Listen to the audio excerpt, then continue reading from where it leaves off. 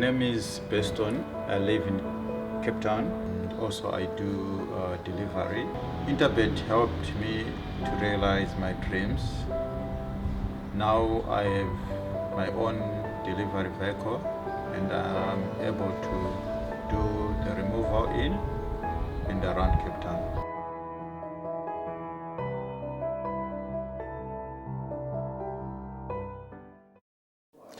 It's the Group 2 Track and Ball Oaks and the Group 3 Track and Ball Derby that's going to be run at Hollywoodbets Scottsville on Saturday the 17th of June.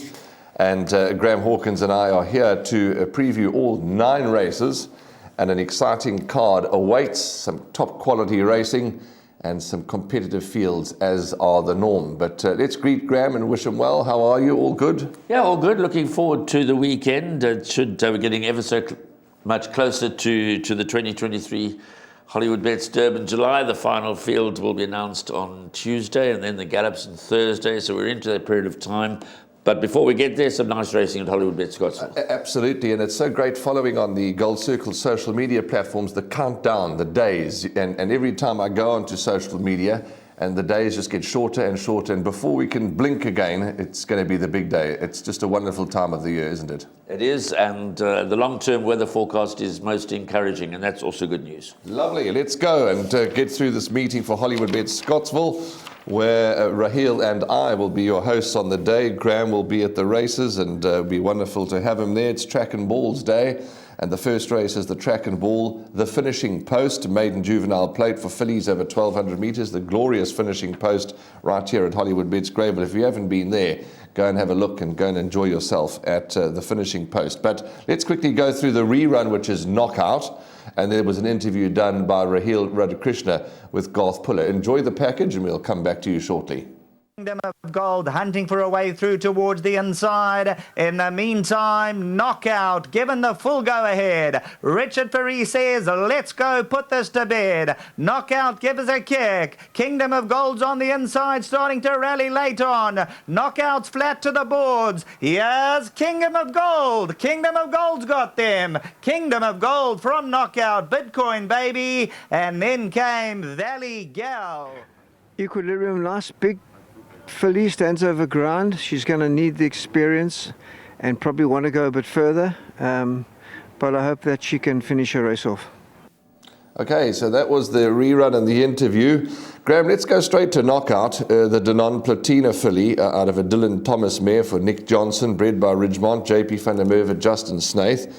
And just before the show, there's always that racing jargon that we talk about, good thing and etc. I thought Knockout was a good thing, but we know there's no such thing as a good thing. But after looking at that replay, you're quite right. It looks to be a filly that could want further now. Yeah, look, she took a lot of riding to get to the front. She showed a lot of pace. She got there over 1,200 metres around the corner at Hollywoodbets Greyville. So she did everything right. She was run out of it by Kingdom of Gold. If Kingdom of Gold wasn't in the race, she'd have won it. So she didn't do too much wrong. I just got the feeling that she takes quite a lot of riding.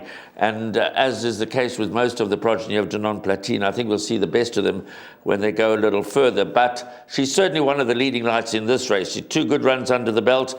JP van der Merwe's got a very, very good strike rate for Justin Snaith.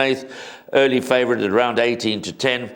But I did like the effort of number 10, Averni Princess, on debut in 4th behind Bomber Girl at Hollywoodbets Scottsville. She's a daughter of Vercingetorix, so I think she's very much alive. I'm not sure who's going to ride Averni Princess. What we do know at this stage is that Musiyen is not riding at this meeting. We record on the Friday morning, and he's not riding. A couple of replacements have come through, but Louis will be looking for a rider to replace Musiyen on number 10, Averni Princess. And then, surely number 14, Mauritania.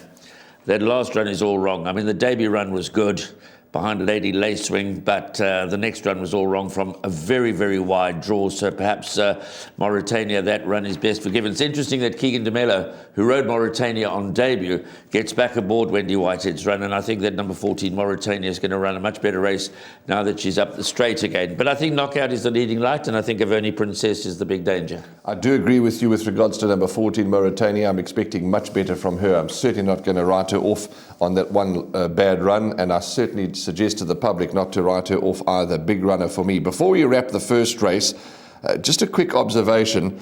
Richard Fourie was the rider on Knockout last time.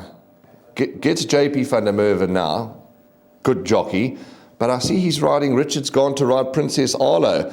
Do you read anything into that? No, I think Princess Arlo is very much a runner. She's pretty evenly matched in the betting with number 10, Avernie Princess. Avernie Princess finished about a length ahead of Princess Arlo first time out. They've both got course and distance experience, so Princess Arlo should be a big improver, as should Baby Love and Madame Pompadour. Those are ones that you need to consider for the trifectas and quartets. But yes, it's a big plus that Richard Fourie's got aboard number 9, Princess Arlo. I'm not quite sure about the background story to that. Okay, that's race 1, which is, excuse me, not the first leg of the bipod. We're going to move on to race 2 and kick off the bipod.